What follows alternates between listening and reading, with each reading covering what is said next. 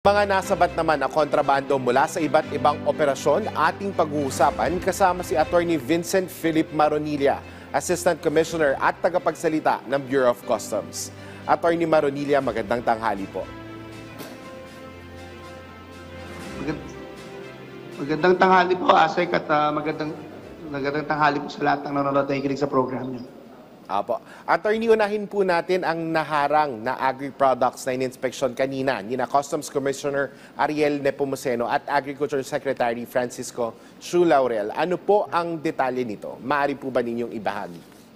Opo, mga misdeclared po ito na agricultural products, no? Minisdeclare po sila na iba't ibang mga processed food, pero ang laman po talaga ay mga frozen mackerel, no? Na walang mga permits at hindi po pinayagang iangkat ng ating Department of Agriculture. Apo. Attorney, sa ibang operasyon kamakailan, paano po na-discover ng Bureau of Customs ang 31.92 million pesos na halaga ng smuggled goods sa Zamboanga noong Hulyo? And may ibang detalye pa po ba? Or may detalye po ba ng pagkakahuli dito? Opo, no? Ito po ay ginagamit sa Zamboanga. Ano? Ang manner po ng pagsismuggle kasi sa mga ganyang lugar ay usually outright smuggling ho. No? So, nakikipag-cooperate po ang aming mga operatiba sa iba't ibang law enforcement agencies dyan. No? Pag meron ko po kaming intelligence information na nagpapating po ng iba't ibang kontrabando dyan. No? Tulad po nito, mga legal na sigarilyo po ang karamihan sa mga nahuli dito na sinusubukang ilusot, no, through our back doors. So, through our intensive cooperation with the Philippine Coast Guard and the Philippine Navy, na-apprehend ho natin yung mga maliliit na lancha at iba pong mga sea vessels na ginagamit nila para ipasok po ang mga ganitong kontrabando dyan sa lugar na yan, kung saan madalas mong mag-take advantage yung sa tinatawag nating backdoor papasok sa Pilipinas ditong mga kontrabandong to. Attorney, ano po yung naging basihan ng mga operatiba upang isagawa yung magkakahiwalay na operasyon? Meron po kaming natanggap na intelligence report, no, gamit sa aming mga intelligence operatives at sa aming mga intelligence assets. Dito po sa mga attempts na to, no, kasama na rin po dyan yung aming mga informants sa pinanggalingang bansa nitong mga illegal na sigarilyo na to, no? At dahil nga po doon, na-validate po namin together with other law enforcement agencies na partner natin itong pagpasok na itong mga kontrabando na to. So naghanda po tayo na i-intercept sila dun sa mga lugar kung saan balak nilang ilusot itong mga illegal na kontrabando na to. At naging positive naman po yung intelligence information na nakuha natin. And of course, positive din yung result ng ating operations. Attorney, ano-ano yung eksaktong mga laman ng mga cases ng nasabat na sigarilyo at may particular bang brand na paulit-ulit na nasasangkot sa smuggling? Ito mga brands mo na to, iba-iba yung iba-iba yung kanyang tatak, no. Usually po, ito pa rin yung mga laging brands na lagi nating nahuhuli at mukhang binibenta sa iba't ibang merkado, no.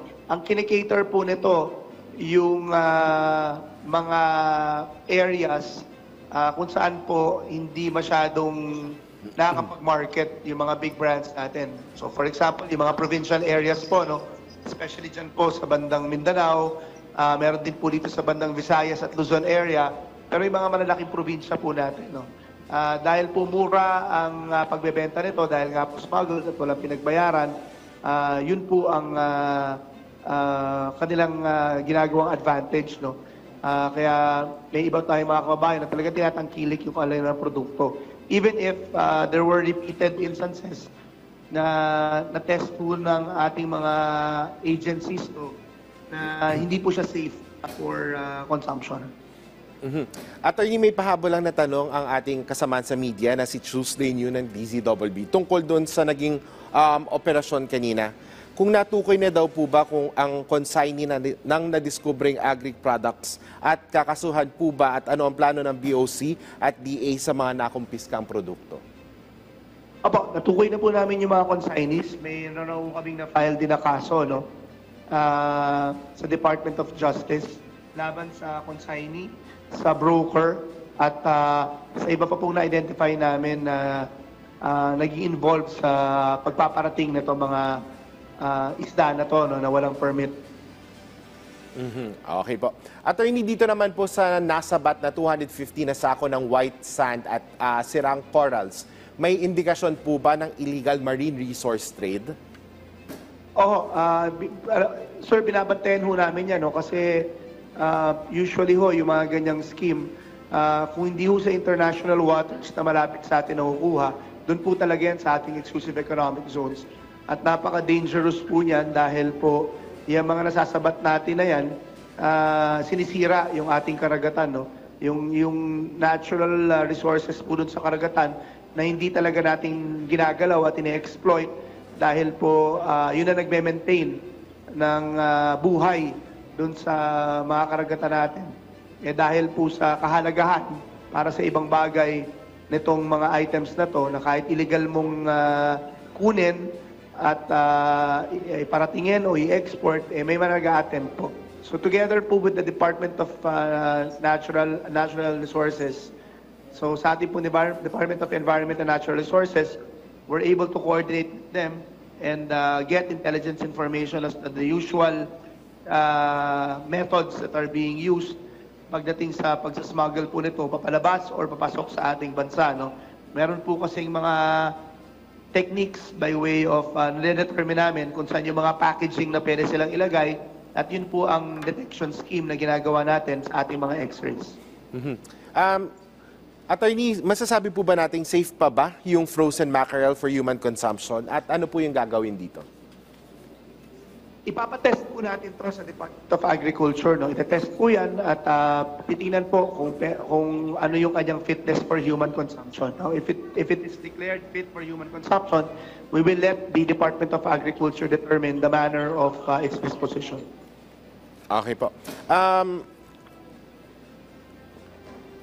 Balikan ko lang po yung sa sako ng white sand at sirang corals pa po. May natukay po bang BOC ng mga pangunahing tao o grupo sa likod ng smuggling operations na ito? Opo, hindi lang po namin maisiwalit ngayon kasi may follow-up investigation pa pong ginagawa ang aming intelligence group pagdating dyan. Pero once ma-conclude po yun, isa sa publiko po namin yung mga personalities na involved dyan. Opo. Sa ibang usapin naman po, attorney, paano naman po na-flag ng BOC na iya ang 6 na parcel na may lamang kush o high-grade marijuana sa Central Mail Exchange Center? Meron pong, pag nagpapadala po tayo sa ating mga tinatawag nating courier companies, no? So ang pinakamura po kasi dyan, yung postal service ng iba't ibang bansa. Ang sumasalo naman dyan ay ating itong Central Mail Exchange Center ng ating ng Philippine Postal Service, no. So meron po kaming memorandum order ng PhilPost at ang Bureau of Customs and sa Central Mail Exchange Center wherein meron pong ginagawang operation ang parehong ahensya, no, sa pag-apprehend ho ng mga illegal na items dyan. More particularly drugs kasi po tumaas po yung medyo may nakikita po kaming trend, no, na nagagamit yung mga parcels na yan sa pagpaparating ng mga illegal drugs tulad ho ng mga yan, kush, mga marijuana po na nasa vape, marijuana oil at kung ano-ano pa pong illegal na drugs na maaari pong ipasok sa maliliit na parcels. Yan naman po, once na meron kaming intelligence information at na-profile po ng aming mga operatiba dyan, idinadaan po yan sa aming X-ray kung saan po meron tinatawag na material discrimination capability. At pag yun po nag-positive sa image, nag-iba po yung kulay, sa kulay ng kush or ng ibang illegal na droga. Meron po kaming detector dyan. Tinatawag po doon, it's an advanced chemical detector that was given to us by the United States government, donated by the United States government to the Bureau of Customs, kung saan po kukuha ng sample at nadidetect po niya yung kung anong klaseng illegal na droga ang maaring hinalo dun sa mga items na sinubukang smuggle dito. So ganun po yung detection na ginamit dyan sa Central Mail Exchange Center. Attorney, may update po ba dun sa sa investigasyon sa mga taong tumanggap o dapat sana'y tatanggap ng mga parcel? At anong mga kaso ang isasampa laban sa kanila? Opo, na-identify na po yung mga supposedly tatanggap. Under investigation na po sila.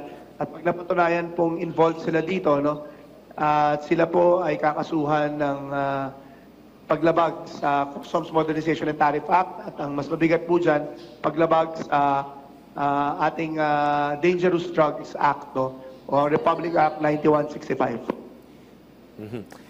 Attorney, siguro hingi na din po kami ng update sa revenue collection ng BOC ngayong second quarter ng taon. Nasa magkano po ito at naabot po ba ang target collection? Last July, sir, at naabot po natin ang target natin, no, ang ating DBCC, no, target. At may surplus po tayo ng mahigit 1 bilyong piso. No? Itong July din po ang pinakamataas na collection namin para sa isang buwan, para sa buong taon na to. No? And of course, year versus year, malaki din po yung aming surplus.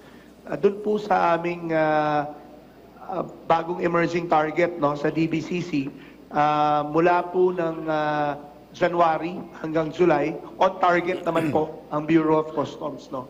So for our first 7 months, based on the emerging target of the DBCC, on target po kami. Yun lang po, naghahabol talaga kami kasi meron po kaming internal target, no, na gusto naming maabot. Kumbaga po, meron kaming certain level na gusto naming maabot, more than that of the official target given to us. So yun po yung aming pangako sa aming mga boss sa Department of Finance na aming aabutin. So ito pong surplus na natanggap namin ngayong July is just the first step towards getting more surpluses para po maabot natin yung internal target. But again, we're very confident that we can reach the DBCC target for this year, yung official target natin. Pero susubukan po nating ilapit kung hindi maabot yung ating internal target, no, para po matulungan natin ang ating bansa sa kanyang pangangailangan sa pananalapi para sa pagpapatakbo ng maayos ng ating gobyerno. Maraming salamat po sa inyong oras, Attorney Vincent Philip Maronilla, Assistant Commissioner at tagapagsalita ng Bureau of Customs. Maraming salamat po, Asek, kung nabuhay ko kayo.